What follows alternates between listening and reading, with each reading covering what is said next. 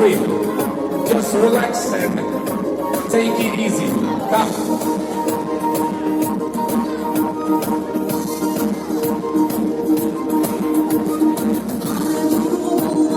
We have to find out which country is much more better. United States, Russia, Russian Federation, the Czech Republic, Latvia, Uzbekistan, Kazakhstan, and Kyrgyzstan. Come join.